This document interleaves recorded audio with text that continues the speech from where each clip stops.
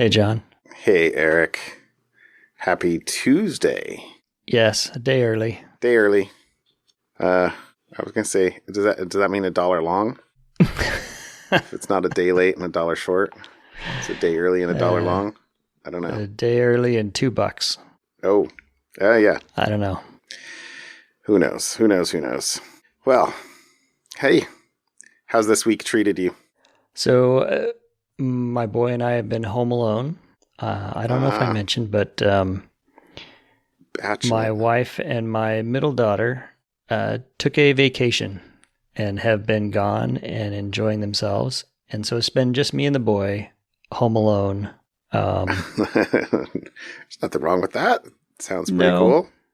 No, it's fun. So we decided to do a project. He's had his bedroom painted with fire engines on it since he was 5 years old. So it's like the room has been the same color scheme and paint for 10 years. And a little while ago, he's like, hey, fire trucks are still cool, but I want to paint my room. I'm like, okay. So when Mom and his sister were gone this weekend, we decided to paint his room, and we ended up going with he wanted a space theme. So I got a midnight blue, so really, really dark blue base paint, completely painted all the walls in his room, that super dark blue. It's almost a black. And then I watched some YouTube videos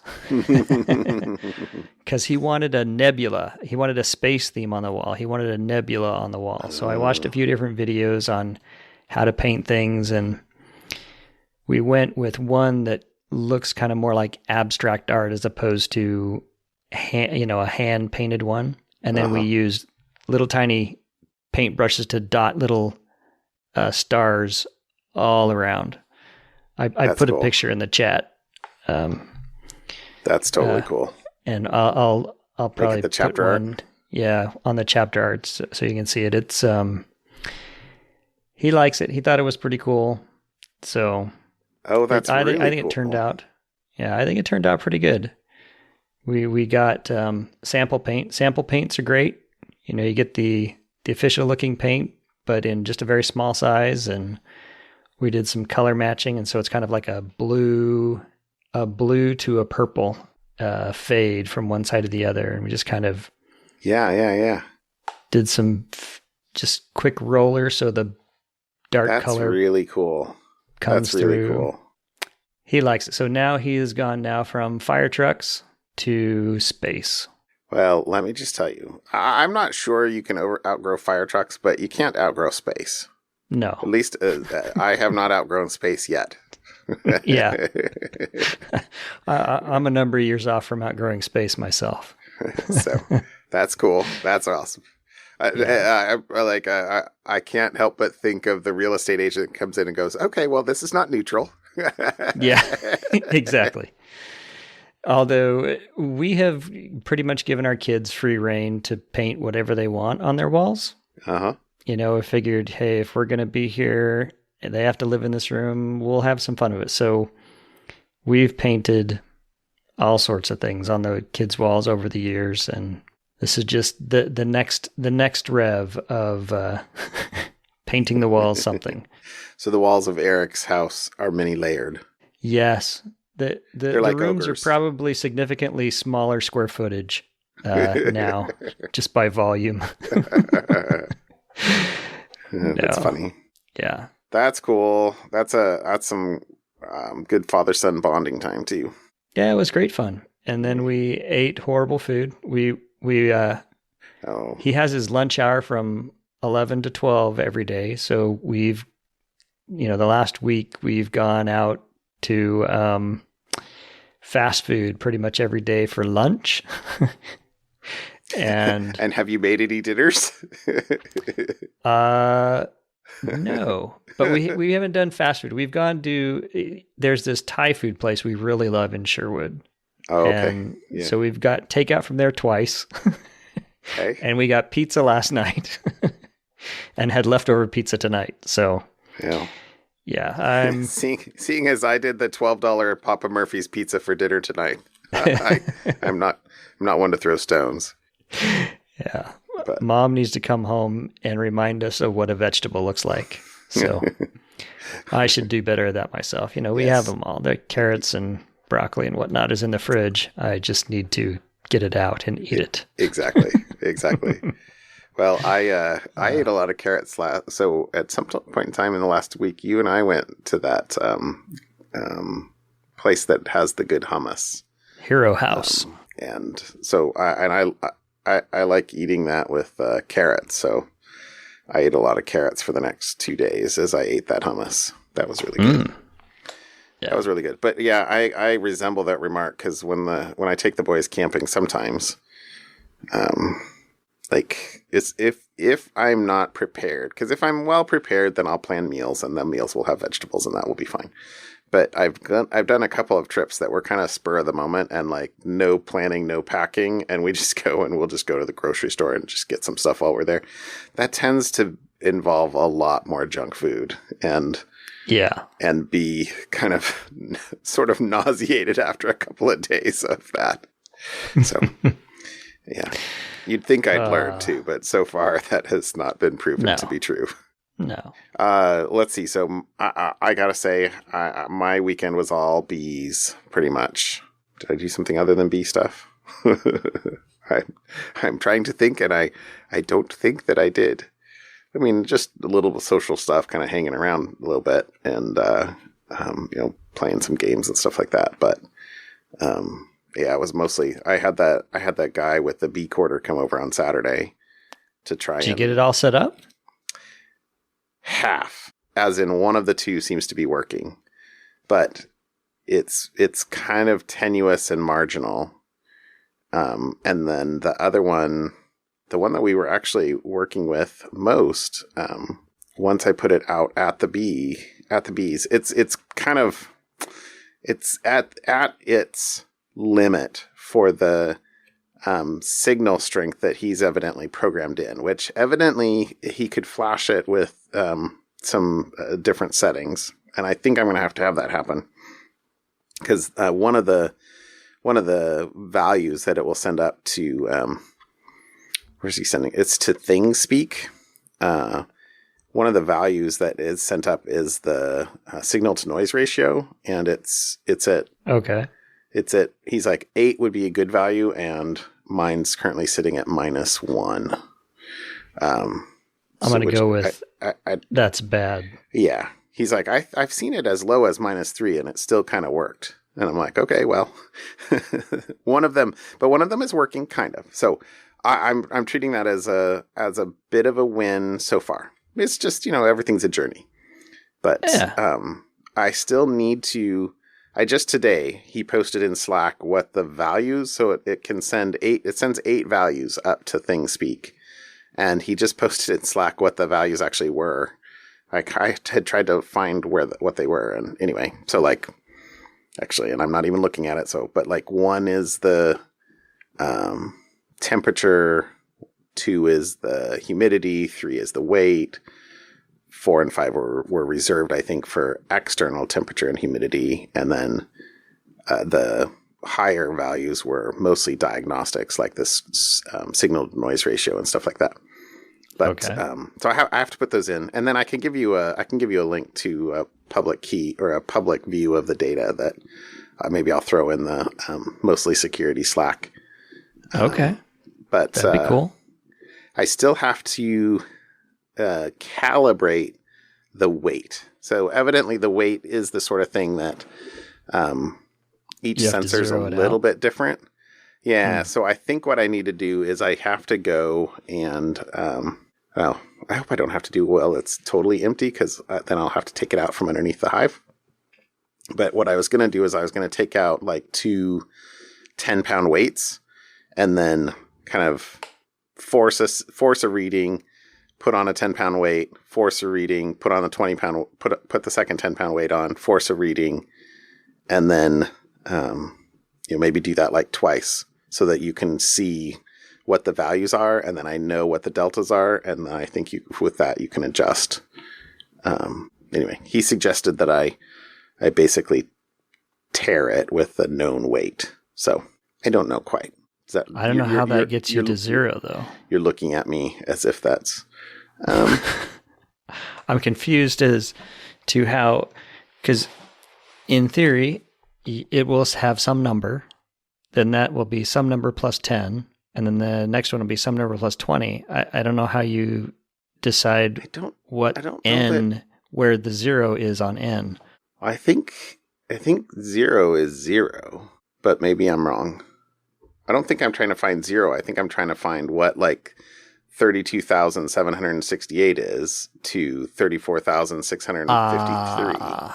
I see what you're saying. Those two values represent 10 pounds. And so from that, I can figure out because the units, at least the units that I saw, were not, they didn't seem to be ounces. Okay. So it's just a number. It's a number from the, is that called a rheostat? I don't know, but yeah, some pressure. It's just a. I have these. Yeah, sorry, I'm putting you on the spot. I know. Words are hard. No, okay, I know exactly. Okay. So yeah, the value is some analog translation of pressure. Yes, somehow. And he did it kind of cool, in that it's just like one bar. So. I had to cut a 2x2 to put under the other side of the hive. And so it's basically measuring half the weight of the hive, if that makes sense. Okay. So I didn't have to do 4, but then I think what I'll do is I'll take whatever that value is and then multiply it by 2. Got it. If that makes, so anyway. Okay. Still a work in progress, but half successful in the sense that one of them is reporting in and has reported in a bunch of values today. So that's not nothing. And the one that's not reporting in is in between it's not okay. Blah, blah, blah. How to say this more simply? The one that's reporting fine has complete clear line of sight to the house because it's on the farthest most south side of my colonies, and that's the direction my house is. The one that's not reporting in has 2 complete hive bodies in between it and the house. And it's completely occluded. So is it just that it's having some additional stuff to go through? Probably not, because I think it's supposed to be, it's pretty... Anyway, he gave me some debugging steps. He basically said, well, that's kind of weird. You should go force cycle it and see if the sensor blinks, the pattern of the blinks will tell me what it is. If it was a bad solder or something like that. So... Okay. Cool. Anyway, fun with electronics. Electronics, bees, and woodworking. All 3, I'm in. Got it. That's cool.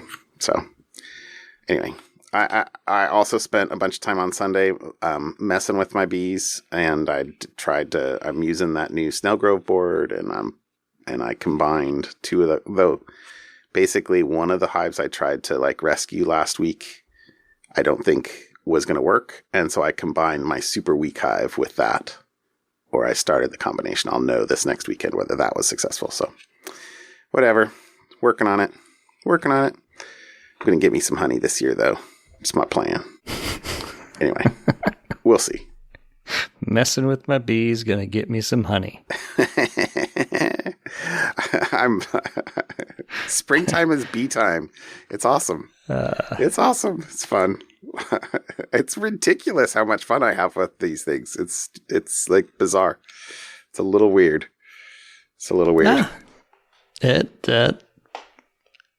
Good on you. I think it's technical. That's the thing. There's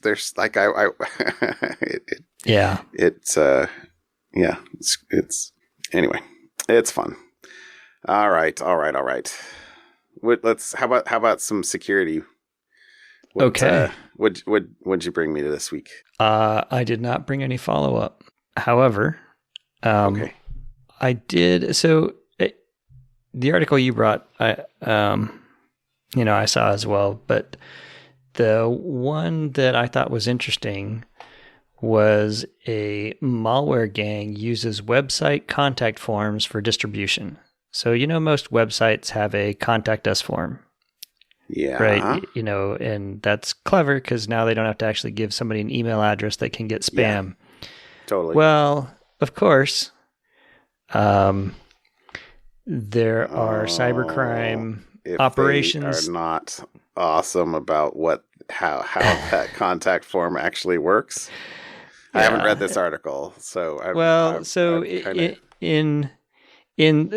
it's relatively simple, right? Because it basically uses so much of the web now is kind of consolidated into standardized forms that once you've got, something that everybody uses, you can script it.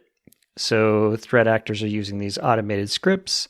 They visit websites of legitimate businesses that have probably just used an online website generator to fill out the contact form with a bogus legal threat and then automate clicking the submit button.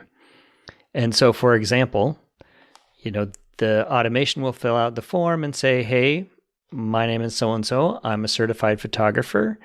You are using one of my copyrighted images on your website, which, they won't know. If you don't take this down, I'm going to sue you.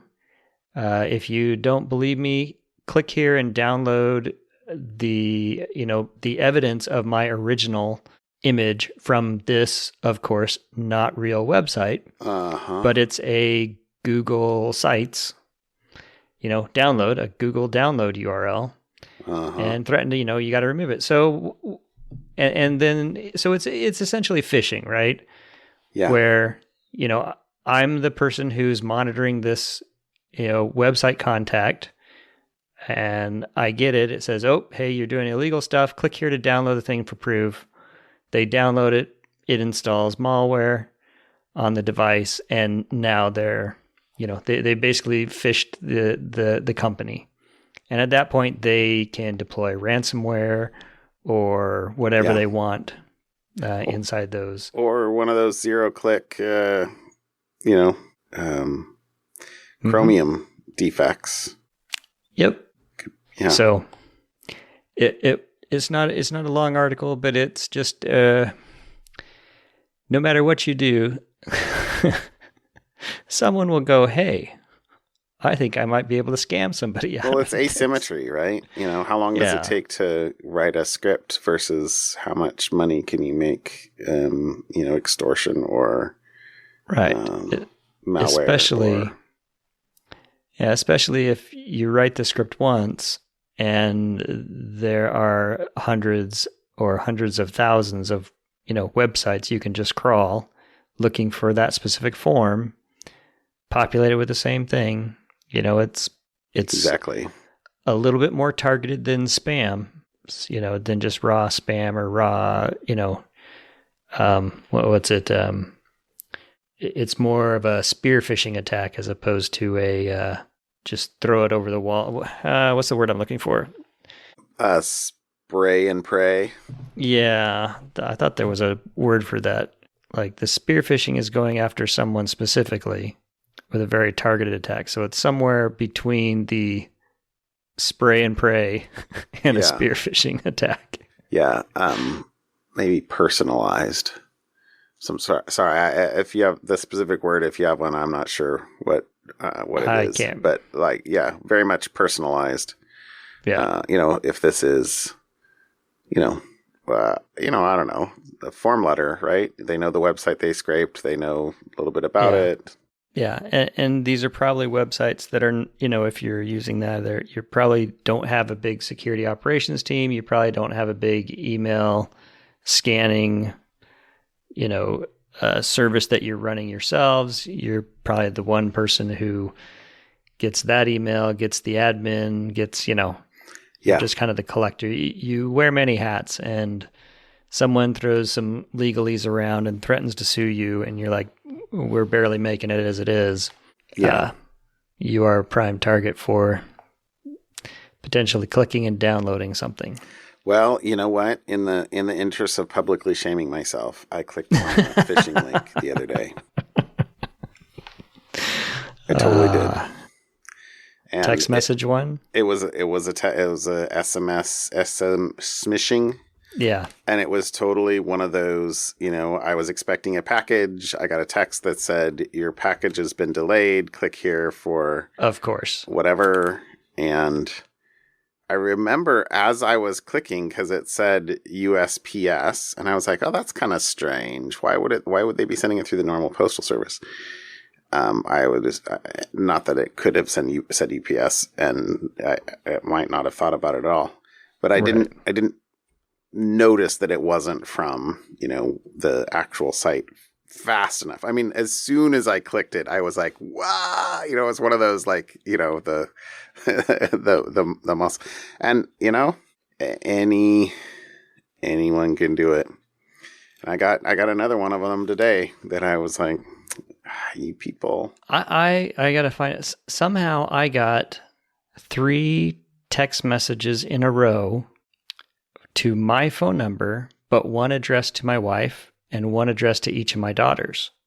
The exact same message, just the substitution. So I was like, what email list got their names with my cell phone number? I mean, the only thing I can think of are, like my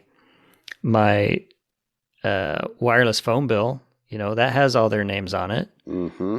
I don't know what else would have my phone number and all, or health records somewhere, because it was a health related text message, about losing weight, Mm-hmm.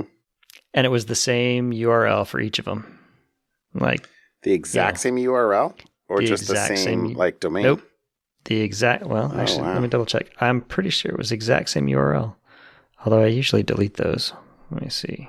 Okay. No, I think it was probably a different random number. So it was the same URL, hib8s.co/random characters.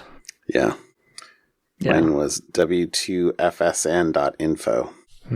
Yeah. Okay. All right. Anyways, sorry. Tricky. Yep. Tricky bits. All right.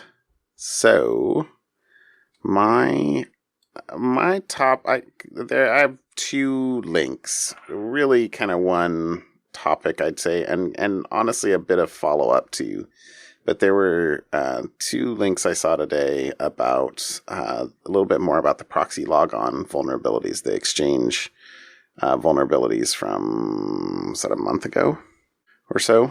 It's been a few weeks. But the first is, I remember, actually, I don't think they said necessarily this was it. But I remember reading something a couple weeks ago that was like, it looks like somebody's logging in and like clearing out the web shells. And for people who are running a vulnerable Exchange server. Well, there was an article out today that says quote, the U.S. Department of Justice announced today that a U.S. judge granted the FBI the authority to log into web shells planted by hackers on Exchange email servers across the United States and remove the malware as part of a mass uninstall operation. I'm a little bit shocked. Mm-hmm. Kind of. I think I'm kind of glad they did this.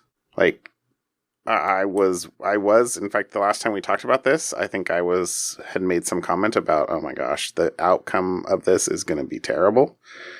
And, we're just going to watch a slow, tsunami, approaching us over the course of, the next few weeks as, literally thousands or tens of thousands of Exchange servers were exploited. But just say, sorry, I'm scanning the article here a little bit because I don't know that they said when they did this, but yeah, I don't see a date. But the other comment in here, so it says the web shells were implanted on Exchange servers by Chinese state-sponsored threat actors in a hacking campaign that took place through January and February. We've talked about that before. And I think the Microsoft article I mentioned at the time mentioned that it was a state-sponsored actors. But So, the FBI said that they did not patch the Exchange servers, so they just removed the web shells. So they didn't patch the servers, and they didn't scan for additional malware. So, if you had other things implanted by the web shells, while they were open, you could still be compromised. And, clearly a targeted operation, or at least, this article certainly makes it sound as if it was a very targeted operation to, what can we do that would not, sort of a least side effects, but save the most damage from being done. And, that seems like a very interesting line to walk. So the other thing, though, is that they didn't patch the Exchange servers. So though they remain vulnerable, and they still need to be patched. It says some of these web shells were not properly secured and reused the same password to grant Chinese threat actors access to the hacked Exchange servers. So if they were able to use the web shells uninstall thyself, then it could have been done without even after the Exchange was patched.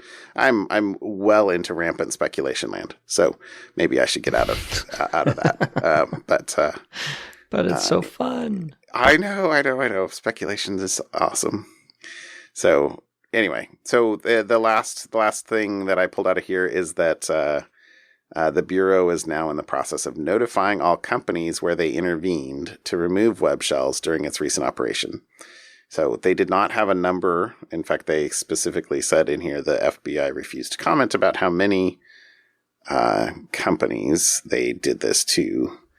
But presumably they are, it says that they're in the process of notifying them. So there's that. That was kind of the first half of the topic. The second half of the topic is that CISA released a notice today, an emergency directive, the second one of the year, evidently, because this is Emergency Directive 2102. Okay. And this says CISA has determined the exploitation of Microsoft Exchange on-premise products poses an unacceptable risk to federal civilian executive branch agencies and requires emergency action.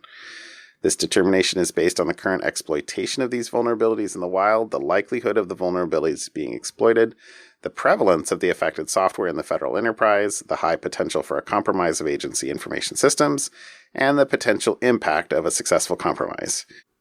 Yes. So, basically, what they're saying here. So this is basically the government security, the CISO of the government saying, agencies, thou must. And it uses right. Language along those lines too. Kind of like directives. I guess that's what it is. It's a directive. But it says required actions. And so you have to immediately identify all instances, and if they have the expertise to triage, then they need to triage and look for the artifacts that they've got linked from their previous notices. But if they do not have the expertise, so here, this is the actual one of these that I'll actually read. Agencies that have identified actions of indications of compromise in Action 1, or did not have the expertise to conduct, basically that's forensics, shall follow these steps and proceed to Action 4. And the steps are, 1, immediately disconnect Microsoft Exchange on-premise servers. 2, until such time as CISA directs these entities to rebuild the Exchange server operating system and reinstall the software package, agencies are prohibited from rejoining Microsoft Exchange servers to the enterprise domain. 3, identify and remove all threat actor-controlled accounts and identified persistence mechanisms, which I'm not sure how they would do that if they didn't have the ability to Right. do the forensics. But and 4 affected entities should expect further communications from CISA and await guidance before rebuilding from trusted sources using the latest version of the product available. And then basically the next action in there was to, report the incidents to CISA and they have until so March 3rd was the original, and then there was a supplemental on March 31st, and then an update V2 supplemental direction today, April 13th. So they released it, and then they've been patching their doc. Yeah. Okay. Yeah. But the new deadline that they gave was report completion of patching the service by. Okay. Yeah. April 16th. So they have to report completion of this by this Friday. Yeah. April 16th. Yeah. And yeah. Okay. Sorry, I was just looking at that date. Wait. I'm reading the wrong part because that date is in the past. So right. Yeah. That's funny. Okay, because I swear that I saw this from an actual CISA. I think it was on Twitter, but CISA Twitter today. So anyway, yeah, the proxy, a lot interesting movements on the proxy logon front, let's say, and an interesting move by the FBI to take action and probably save a whole lot of collateral damage. Yep. So anyway, there you go. My topic. Cool. Well, time for some fun. All right. Tell me something fun. So my something fun is I stumbled across a website which I thought was kind of cool. And then I thought, maybe not as cool as I thought, because it's like these hand doodles of I was attracted to the website by the siren call of the term Bloom filter. Uh-huh. Okay. And so I went and read it, thought that was cool. But in the website that I found, it links to another website which was much more detailed and much more interesting about Bloom filters, because there was some occasion at work to make some funny jokes referencing Bloom filters. Applying Bloom. Uh-huh. I'm finding places to apply Bloom filters in my the hammer is on the tool belt. That's right. And so I thought it was fun. So for anyone who is interested in what a Bloom filter this is very cool. There's a second link which actually goes through and does a very good job at just kind of slowly describing and outlining and helping you actually write your own Bloom filter if you want to learn how to do the code and everything. And it's all in Python. This is cool. This is awesome. So if you ever thought, hey, I'd like to learn how to do a Bloom filter, or why is Eric making jokes about Bloom filters? Here you go. Go read up on what a Bloom filter is, how they work, why they're interesting. And that's my something fun for today. This is a cool article. Yeah, I liked it. And then I saw yours and thought, ooh, now that's really cool. Okay. Yeah, well, I threw this in Slack last week at some point, but I tried to go to the raw link tonight, and it's behind a paywall. So the link that I'm going to put in here is going to be to an Apple News article, which I think will work in lots of places, but I'm not sure. It'll work if you have Apple News. I don't know if it'll work. Is that the only time it'll work? Okay. Well, I think it requires it to open in Apple News. So if you have an iPhone or an Mac, you could probably see it. Okay, I'm sorry if you have an Android phone, but you could probably Google it and maybe get something. But okay, well, that's a whole bunch of stuff. And you have no idea what I'm talking about.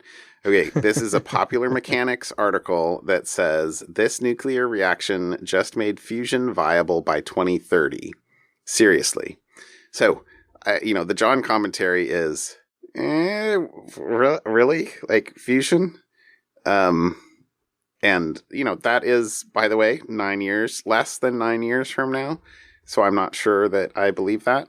But it's in Popular Mechanics, so that's better than, just a random archive article. So there's a chance. There's a chance it's real. I hope. And so anyway, I pulled this up here. It's a startup called TAE. I don't know what that stands for. Does it say down below farther? But let's see. There's a couple of points here. It is a hydrogen boron reactor. It isn't a traditional tokamak or stellarator, neither of which I know what they are. So, sorry. Darn it. I was hoping you would know because you could tell me what a stellarator is. A stellarator sure sounds cool. I'm going to guess it has something to do with the sun. But anyway, so what does it say? It says instead it uses a confined particle acceleration mechanism that produces and confines. It used the word confined both there. It produces and confines plasma. So this is one of the quotes I loved. So let's see. All fusion technology has plasma, which limits the extreme reactions that power all the stars. But here's the quote. Plasma is an oozy substance. The challenge of containing it is akin to holding Jell-O together using rubber bands. So I like that. That's a nice metaphor, I think. So let's see. There's a bunch of stuff. It says the particle accelerating beam heats the molecules to plasma status, and the field reversed configuration keeps it all together. Are you looking at this article? I was looking at the article, but I also went and had to Google a tokamak and a stellarator. So I give you the real-time follow-up on those if you want. So how hot do you think they're having to get this plasma? I did read that. It was really, really hot. 50 million degrees Celsius. What can hold that? Just would melt anything. What holds that? Fields. It's not sitting on something. Not physical objects. Yes, a stellarator or a tokamak. Rubber bands, metaphysical rubber bands. So the cool thing is that so there are two colloquial terms this says for what fusion net energy requires. You have to get it hot enough and long enough to end up fruitfully producing energy, because it takes a lot of power, I presume, to get the reactor running, and then you have to let it run long enough that you actually can harvest more power than it takes to start it back up. So it says, Norman is the name of the reactor, by the way. TAE says Norman has been running over 600 experiments each month, or an average of 20 tests a day, or about 30 each weekday, reaching the plasma ignition or self-sustaining energy temperature each time. Pretty cool. And there was some other stuff I didn't read up above, but it says this means that 6 years after TAE began to reach long enough, Norman has finally reached hot enough, frequently enough, that it can begin to scale up for commercial power plants. And this is why the company feels it can begin to build that kind of power plant by the end of the decade in 2030. So, this is pretty cool. You wanna tell me what a stellarator is? Stellarator is a plasma device that relies primarily on external magnets to confine the plasma. In the future, scientists researching magnetic confinement fusion aim to use stellarator devices as a vessel for nuclear fusion reactions. There you go. So magnetic fields is what holds it together. Uh-huh. And a tokamak is a device that uses powerful magnetic field to confine plasma in the shape of a torus. The tokamak is one of several types of magnetic confinement devices being developed to produce controlled thermonuclear fusion power. Yeah. There you go. So this looks more like an accelerator than a I don't know, when you say a Taurus, that makes me think of Stark. Yeah. Yeah. What's the name of his chest generator thing? The arc reactor. Arc reactor. Thank you. Arc fusion reactor or whatever. There you go. Okay. Well, anyway. So there you go. Are we close to fusion power? That would be cool. That would be cool. Let's just say that suns do a good job with that. So okay. I do have a kind of a second something fun, which is okay. I know that you and I agreed to record tonight early, but then I wound up watching a documentary with my wife. And so I was a little bit late coming down here. But it was called Kiss the Ground on Netflix.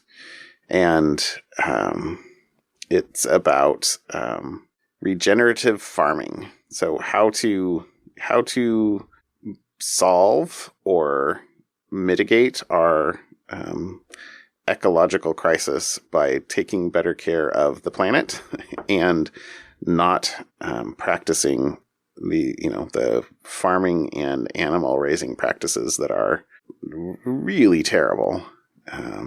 So, this is a bit of a soapish box for me, at least, in the sense that, we grow a lot of our food.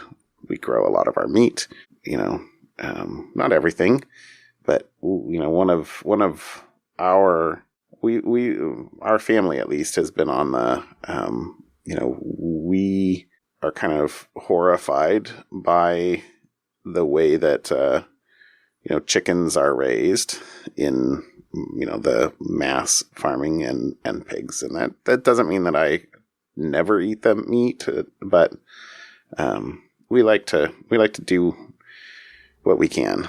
And this was a great documentary. And, I would encourage people to watch it. I like documentaries. There you go. We still got to get out and eat our Beyond Meat or Impossible Burger. I have not had an Impossible Burger yet. You got to do that. Yep. At some point. Okay. All right, dude. I will have to check that out. I enjoy documentaries. It has Woody Harrelson in it. He's the narrator is Woody Harrelson. Oh, okay. Yeah. It's kind of.